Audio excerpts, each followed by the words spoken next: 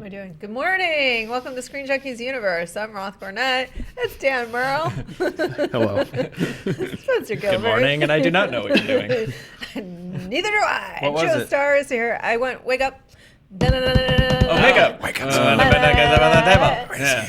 I was trying to wake us up. Wake up. Little System of the Down. All right. Yeah, it's Fan Friday. We have a lot of amazing questions, but we want to start with one around a piece of news that came out yesterday about Netflix canceling Daredevil. So Samantha asks, how do you feel about the cancellation of Daredevil?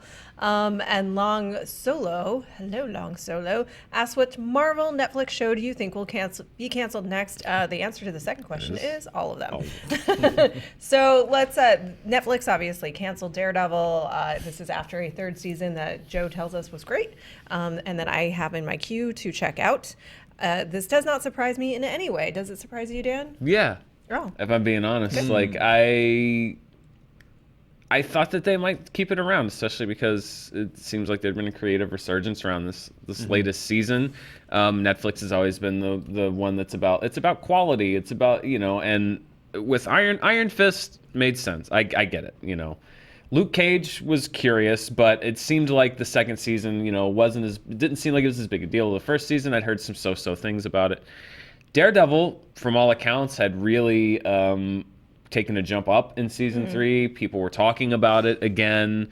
It's the linchpin show of that entire universe on Netflix. So for them to cancel it, and then on Twitter reading, I read it from one of the writers of the show saying, we had a season 4 on the wall. It was mapped out. It was ready to go. We had some really cool things, and then we found out we were canceled. So this is now 2 shows in a row where you've had active writer's room developing a new season of a show, and then overnight, you're canceled. Snap. So- That's what I don't get, is like they seem to be doing this almost Piecemeal? on an instinct and piecemeal, which I don't understand. We'll talk about that later, because I said that on Twitter. People are like, I don't understand what's so hard to understand about it. I'm like, if you're going to do this, do it. Well, my guess on that is they want to run the season, let it get some buzz, have people subscribe to Netflix for it, have people watch it, and then cancel it. But the reason I'm not surprised, and Joe and Spencer weigh in, is because essentially, if I was Marvel TV and it was still happening, it was still running on Netflix, well, I wouldn't even do this if I was Marvel TV. If I was above that, I would basically then connect the universes to use that platform to advertise my other shows on my platform, so that if you want to know about these connective tissues between what's happening with the Avengers series and what's happening with the Daredevil series, you got to come get my service on Disney. You Netflix just Amazon has, it? I would just Amazon You it. would diapers.com it? Yeah, like Netflix then is entirely, I'm not saying that they were going to do that, but Netflix was entirely unmotivated at this point to remind their viewers that they love Marvel and Disney. Well, right, because the buck stops at Netflix, right? With these shows, Netflix they're the canceled green them. light, But red that's light. what I'm saying. That's, if I'm Netflix, why do I want to Oh remind yeah, you, my I would viewer? be doing this out of spite, just making this whole process as long and torturous and poisoning to all these franchises as possible. But also, if I'm Netflix, We're horrible. and we should I be have, executives. I'll play counterpoint. Yeah. If I'm Netflix and I have these shows, I have these characters, I'm producing shows actively for these characters, and the motivation is to stick it to Disney. This does it. This just gives Disney your show. You're just giving them your show, because now Marvel owns those characters. They can go make their own seasons of Daredevil if I want. So that's the other thing, is like, I've heard the Netflix is sticking it to Disney argument. I don't get that, because Netflix doesn't gain anything from that. They It depends lose on the these structure shows. of the deal, whether they own them like in perpetuity, or if they have to like renew every season is a new, like, okay, you have it for this season, you get it for one more season, you get it for one more season. If they knew that there was no more Daredevil down the pipeline and Marvel was never going to let them keep making these shows, then bleed them out. Be cousin Orson of just smash, just repeatedly until there's nothing left. I mean, you're only advertising Disney Plus at this point by still making these shows. I disagree. Exactly. You're driving people to Disney Plus by canceling these shows, because now Disney can put them wherever they want. But they're not going to put them on Disney Plus, They'll put 'em on because they might do that. They might do that If they make because they've said very overtly that they want to keep Disney Plus family friendly. These shows are not necessarily considered family friendly. They're more adult in tone. Hulu is a possibility. I agree. Yeah. I do think there's go ahead. an interesting play here for Disney to because so long the sort of internet meme has been like when something gets canceled, people are like, Netflix, save it, send it to Netflix and save it. And now I think Disney Hulu has a nice play here to do the opposite, where it's like Netflix canceled Daredevil, critically acclaimed, fan favorite Daredevil. Yeah.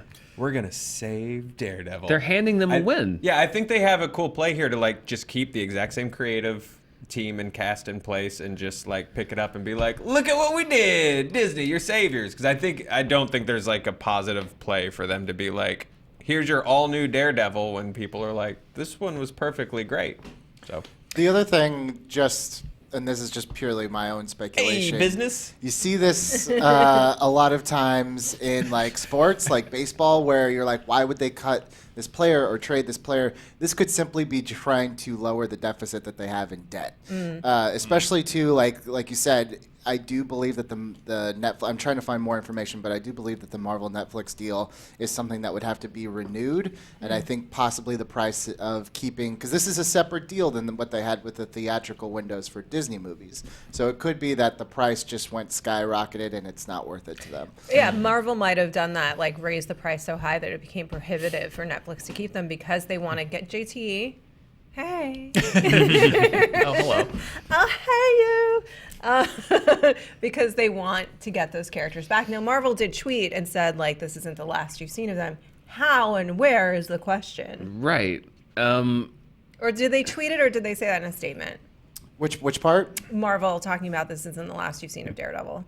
This was in a statement that they released to Deadline this morning. Thank you. We look forward to more adventures with the Man Without Fear in the Right. future. That's Very the least. non- That's the very least. non-committal. That is the most Right. Kevin Feige. That's a that's a I very know Feige Feige didn't response. say it, but that's a very Feige-like response. That's something that we definitely would think about. I just and again, like I understand that people have different opinion, because my thing is like, why do this piecemeal? A lot of people say like, well, because if they cancel them one at a time, like if you're a fan of Jessica Jones and the Punisher and they cancel the show before the new season's premiere, then why would you watch the show? And for me, it's the exact opposite. Like, I would be more invested in watching Jessica Jones and the Punisher if I knew that these were the last seasons that were going to be on Netflix, not knowing what the future is going to be, not knowing where they're going to be, if they're even going to make more, than I am now knowing whatever these next seasons are going to be, that these are almost definitely going to be the last seasons on Netflix, and that they were written and produced with no idea more than I think Punisher's done shooting and Jessica Jones is shooting, like that they were produced without knowing that they were going to be the last seasons. Like, I'm less invested in those shows now, because why would I watch They're going to be able them? to wrap them up in any... Yeah, they're not going to wrap up satisfying in any way. substantial way. So But I'm Jessica just, Jones has a shot, huh? Like, she could still adjust. But Guess that on always the fly. but it never doesn't seem like works. Marvel. But the other thing is, it doesn't seem like Marvel's committing even to. It's not like people are speculating. The actors on these shows and the creatives behind these shows. Mike Coulter said it. Deborah Ann Woll said on Twitter yesterday. It's not like they're in on this secret plan and just like, hey, don't tell anyone. But the shows are coming back on Hulu next year. Sure. Just we're gonna have to what. They don't know what's going on. So I just feel like. I'm on the side of this. It's just like, if you were gonna do this, if the licensing fee was too high, if you just didn't want it, then you should have just done it and just said, hey, the current runs that are gonna happen of the Marvel Netflix shows will be their last time on Netflix, so enjoy them now. It doesn't make any sense to me to do this one by one, because I know some people say that you don't want to lose fans by telling people early that they're going away. I am 100% less interested in the next seasons of those shows, because I know that they're probably not gonna go to anywhere satisfying, and I don't know when I'll ever see them again. Yeah, but Netflix is brutal and opaque, and they are famous for firing people often and without warning. And I guess that whole ethos kind of extends to their television shows, where they don't care if it's not, the polite way to do things, or if that's like, giving you a heads up or a severance, or I assume their employees get severance, but they are. There's been whole articles written about the Netflix like HR policy, which is interesting, that maybe they treat their shows the same way, of just That like, is all right, you're underperforming, you're out. Yeah, Netflix is like Google, like I Right. think in their practices of. But it's like, do be evil. Yeah, but I mean, in the sense, Google says don't be evil. Yeah. Which is weird, Again, that we they have to honor remind you, themselves. We honor of you, that. overlords. Yeah. But they are they create a nice office environment. They have this great campus. They pay well, blah, blah, blah. But you better be performing or you're out. And Netflix, I think, has the same. Well, that behind the policy. scenes, I think that's how it's always been, but that is now happening in front of the scenes, and it's, to me, it's antithetical completely to the image that they've been cultivating for the last few years, which is like, where's a home for everything?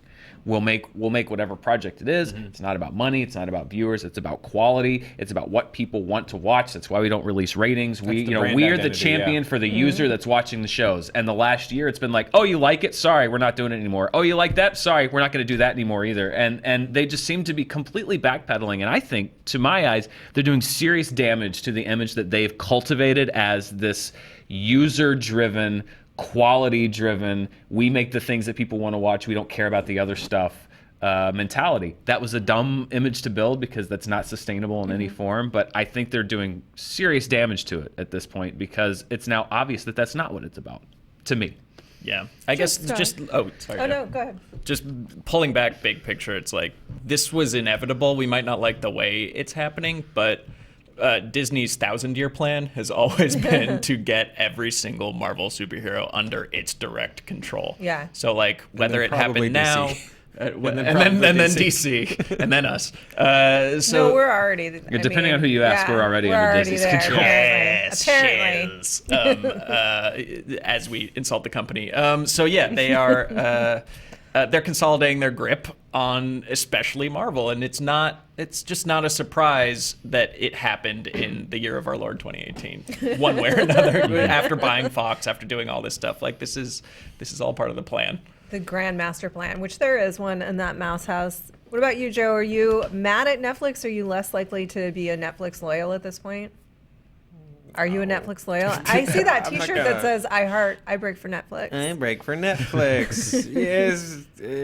I've never understood that phrase. Okay, What? go ahead. I Take- break take- for. I break for blank. Like, what don't you break? Oh, like, yeah, because that could be dangerous. Like, what is it like? I didn't. Like, It started as like I'm a considerate driver, right? Like I Yes. break for children, I break Yeah. for school zones, and then it's kind of like carry on. It's lost all Yeah, that's meaning to what weird. it originally was. So is it like if I break for if I just like have an exciting thought about Netflix, I just stop on the break highway? for it. Yeah. It's like saying, Yeah, hey, that's Netflix, bad. I slow down and acknowledge For you. you. Hey, okay. I break for got it. Flickster. I'm going to get yelled at for having distracted us with I break for the inquiry. No, I think but Joe Starr. that's what they come here for at this point. I'm disappointed. Season 3 again is great. If you loved the blood and hallway fights of season 1, I think they outdo all of the blood and hallway fights in season 3. The character building is better.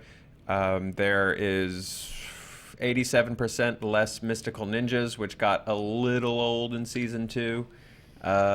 Kingpin's great. Vincent D'Onofrio is fantastic in season 3.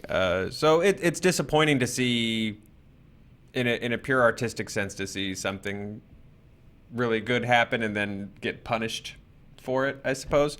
I mean, it's going to take I'm still on Facebook, for God's sake, and they're like the most evil company in the world, so it's not like I'm going to be like, sorry, Netflix. Like, it takes a few more stolen elections, I guess, for me to get off of the services that I use online. I'm still on Facebook too, and it's just mostly I keep forgetting to not be on Facebook anymore. Yeah. You're not on it. No. Yeah, but that's not a moral thing. You're the That's only just, you American know, at the that's table. just- That's just a I misanthropic didn't do it. thing. I didn't do it out of protest. I did it in like 2015 out of just like resentment, in just general resentment. Rob, if I'm not on Facebook, how will my friends invite me to their stand-up shows that I won't Yeah, go exactly. Yeah. I was like, no, I don't need this. By the way, Dan, next Friday, I'm a Blast from the Chucklehead. Past in Burbank, and you haven't come yet. to? Maybe. You haven't come yet. I invite you. Interested. I invite you. The demise of Facebook reinvigorates the Evite. That's what's going to happen. We have some fan questions. Oh, Dan. boy. Oh, yeah. Yeah. And this first one I love. It's from Tinsbaugh. Roth, did you enjoy watching the Kurt Russell Santa wait, Claus hold on. Netflix movie? Oh. Beautiful. I was talking over the graphic. I Yeah. apologize. Tinsbaugh says, Roth, did you enjoy watching the Kurt Russell Santa Claus Netflix movie? With the sound off. Thank you for asking. I did. It's amazing, and it's now in my Christmas rotation forever. I was always, and my Thanksgiving rotation, because frankly, Thanksgiving was already a Kurt Russell holiday for me. So it's like Netflix knows me. You see me, I feel seen. I feel loved. I want to thank you for that, Kurt Russell and Netflix. It's so cheesy. It is so ridiculous and over the top. It's amazing. Kurt Russell is Santa Claus, and he's a complete badass, as you would expect. The little girl in it, who should be very annoying, is actually quite cute. She's also the little girl that was in Big Little Lies, who was kind of like the beneficent mean girl who's like, I'm popular, but I'm going to use it for good. So she was great. I just can't recommend it enough. And thank you so much for checking in on this, because it is an important day for me. Billy also loved it. Yeah, it's very poorly written. The acting is atrocious. It is so cringy. I loved it. It's like I'm watching this every year. It's exactly what a Christmas movie should be. Like, there's just like a month where just you throw all taste out the window and you're like, yes, I know this is awful and I love it. It's the kid. It's like in like, you know, some of these movies where the kid's like troubled and he'll like do graffiti or something. This kid literally boosts cars. Yeah, like it's a kinda federal dark. offense, and Santa's like, you're going down a bad path. It's like, no, he's at the end of a bad path. Like, he skipped so many steps. I love it. It's so good. It's so good. I do want to challenge you on the idea that the acting isn't good. How dare you? Kurt Russell, sir, is never not good. It's pretty great. Kurt Russell's having the time of his life, so I think that's what makes it like fun to watch. Yeah, he knows exactly. He's like, I don't give a shit. This is fun. He does give it, again, he cares. He just understands what movie he's in. That's why he's such a great action star, non-fighter action star, because he knows what movies he's in, and he always delivers the line appropriately. That's why we like The Rock and people like that as well, because they know what movie they're in. When an action star doesn't know what movie they're in, then they're Vin Diesel and they need The Rock.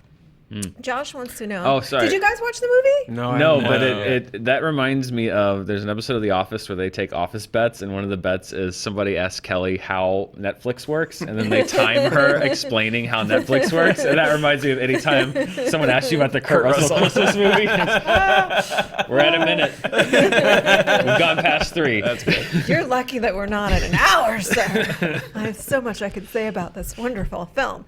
But Josh wants to know from you guys, for each member of the panel since moving to LA, what has been the best part and what has been the weirdest part compared to where you came from? P.S. Love the show. Love each of you. Thank you, Josh. We love you too. Dan Merle. The best part obviously is getting to do this for a living. Like, that's insane. This was not expected. This was not part of my plan, but I love it. It's incredible, and getting to be around movies and just, you know, even just driving by somewhere where they're shooting a movie. I still think that's cool. I'm like, whoa, those cars are all from the 70s. That's cool to me. The weirdest part, it's all the cars from the 70s. the cars from the 70s. So weird. No, I would say the part that was hardest for me, and I still struggle with it, is I come from the South. I was born and raised in the South. Everyone in the South is very, you know where you stand with them generally. Like, they're, you know, even if they don't like you, you know where you stand. And I had to adjust to the fact that particularly here, it is oftentimes very difficult to understand where you stand with people, or you see two people that you know hate each other. But they're like, oh my God, how are you? And like hugging each other. I'm just like, but I've talked to you both separately, and I know that you hate that person. Yeah.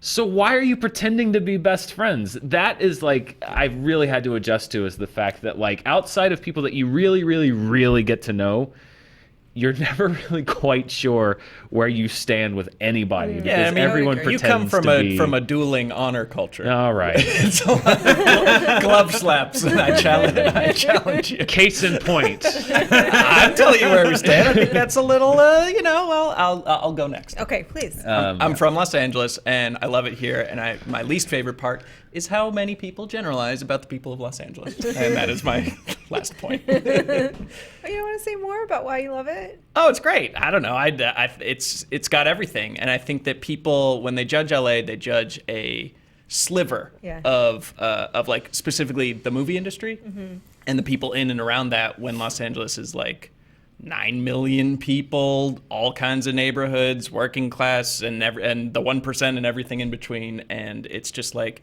it's not much of it doesn't have one big city identity, which is why it's annoying when people generalize about it, because it really is like 13, 14, 15 different cities, cheek to jowl. That's true. Did you see City of Gold?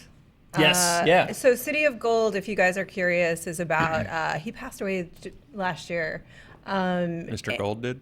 Yes, Jonathan Gold. Jonathan Pulitzer Prize Gold. winning food critic. Yeah, he's exactly Pulitzer Prize winning food Pulitzer, critic. excuse me. But he also, this movie is such a love letter to that Los Angeles. It's such a love letter to the Los Angeles that you don't see celebrated in films most of the time, and we don't talk about, but is there. And he is so passionately in love with LA.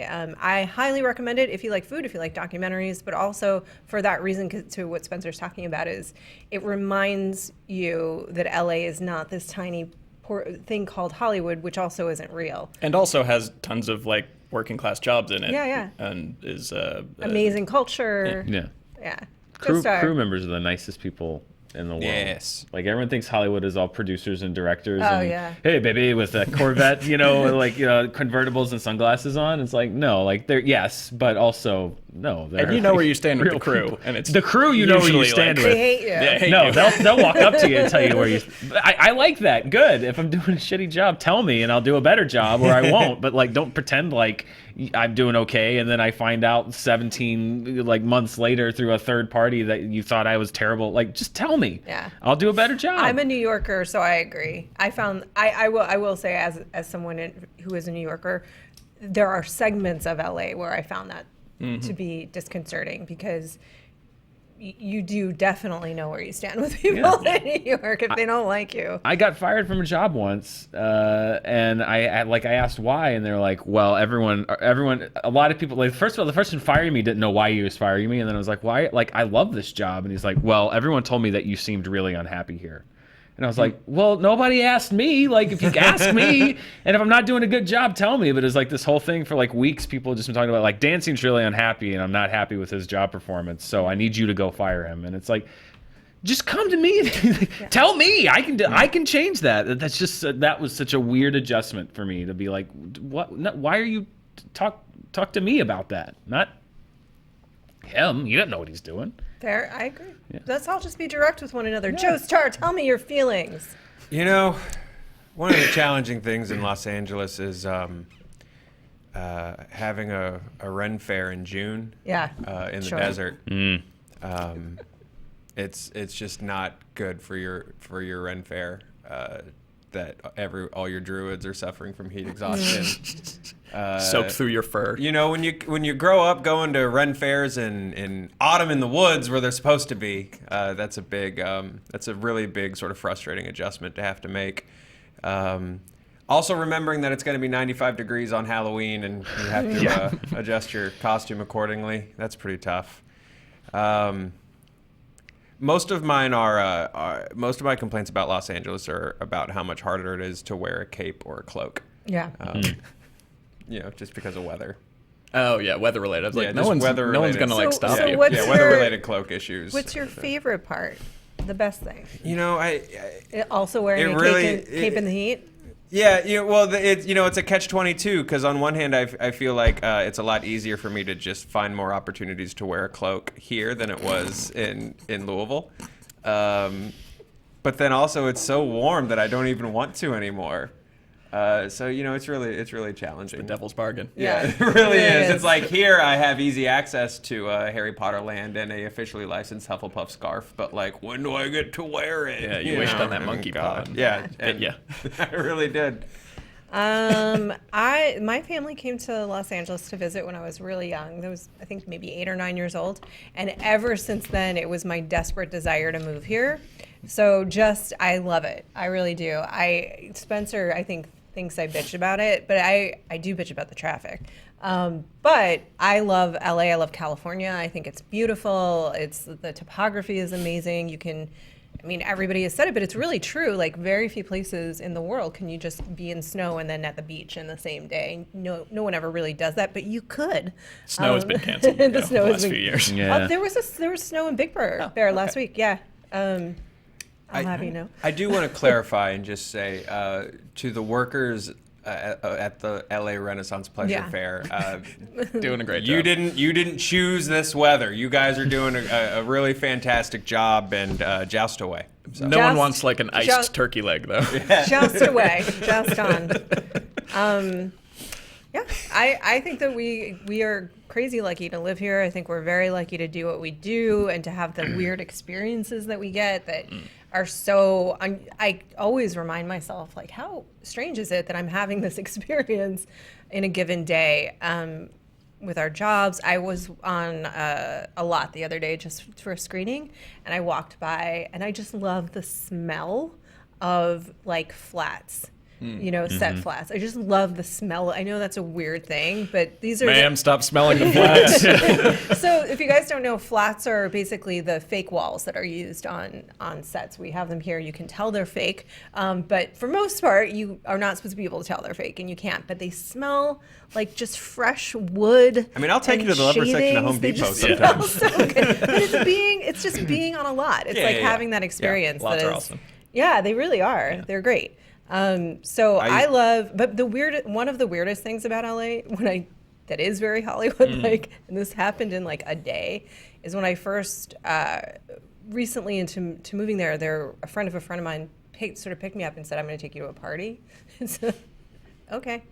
So she took me to a party in Malibu on a beach where you had to get a wristband to get in, but it was someone's house. Whoa. But there was also a runway on the beach for a model show, but no one was a model, and it also wasn't a fashion house. So that was perplexing. And then I was talking to this guy, and he said he worked for the Dodgers, so I figured he was an accountant.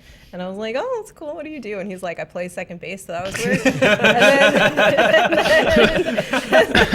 and then later, For the Dodgers. and then later, some other dude comes up to me and is like, That's on him, by the "Oh, my way. friend wants to talk to you because he's the second most powerful man in Los Angeles." I'm like, "Oh my God, this is a real thing people say, thinking that's gonna work? That's amazing." I almost blurted out a name right there, and I'm not gonna do it. And this was all in like a very short In the span of period. like 20 minutes. Wow. And then you find yourself at 3 a.m. in like crustaceans with Wyclef Jean and his lawyers, and that's that day. I have yet to be at a party like this. I've been here 30 odd years. Really? Not like that. This was pretty, and it felt very like stereotypical what you think LA is going to be, and then very rarely does anything like that actually ever happen. Yeah. So it was false advertising. Yeah, I'm 13 years in running. Nothing.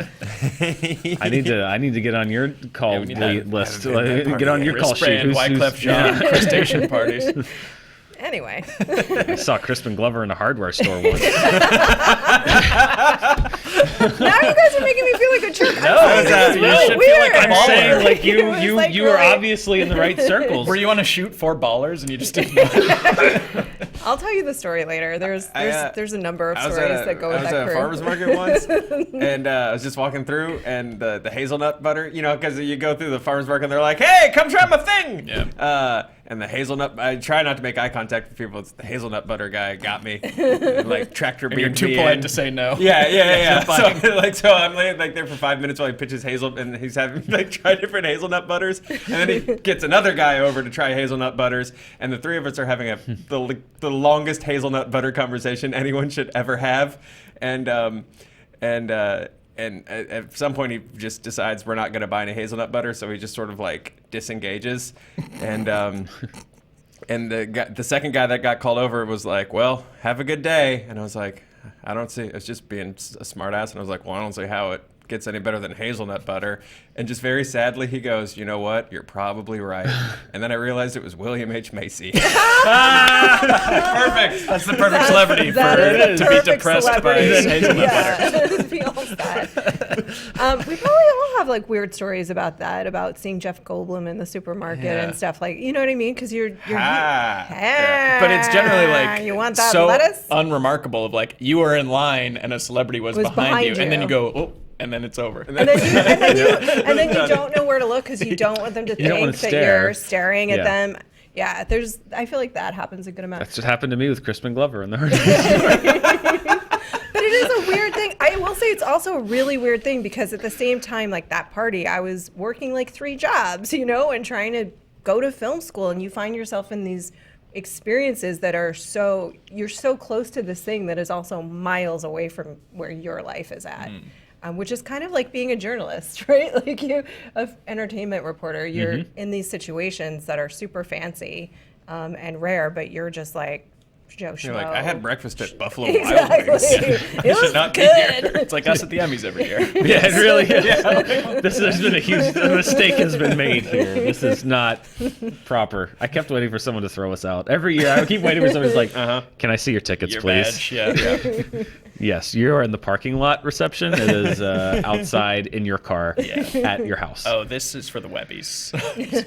Ellie's Now, the great, though, it Webbies, really I've never is. felt more at home.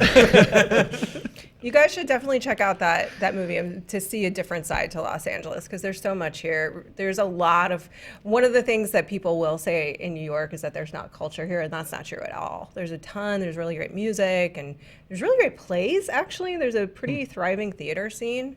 Billy, what's your weirdest and best? I mean, I have a William H. Macy story, but Oh. I feel, What's your best William H. Macy it's so story? embarrassing. It's so embarrassing. Were you trying to sell him What were hazelnut you- butter? Wait, were you pooping next to him? It's kind of, yes. Oh, I no. knew it! I knew it was a poop story. I think I may have Everybody told you poops, this. even William H. Macy.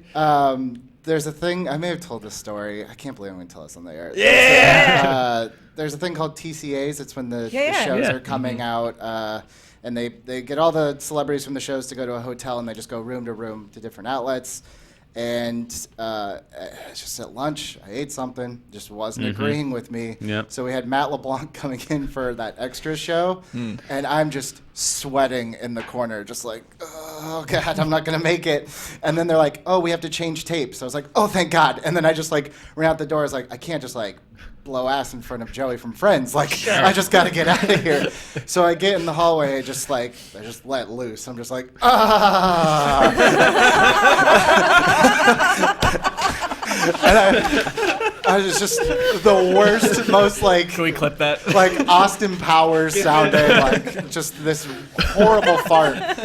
And then I look to my left, and William H. Macy is on the phone, and he's like, and he looks at me, he's like, oh, yeah, no, totally, 2 o'clock. I was like, shit, I'm now gonna be that guy that William H. Macy's like, dude, I heard Don't you this feel guy like that just, happens to him all the time? Like stuff like that. Sure, but it wasn't even like he was Just got like hazelnut butter. like trying to act like he didn't see it. Like he literally was giant like jar. looked over my way like, oh no, sorry. And I was just like, great, I traded Joey from Friends for William H. No, I mean, Macy. he just has the most farted on life of any celebrity. Probably, yeah. That's why he looked so sad Yeah. with you, Joe. He knew he was going to get farted on a bunch that day. That was the same Just, day. it just happens.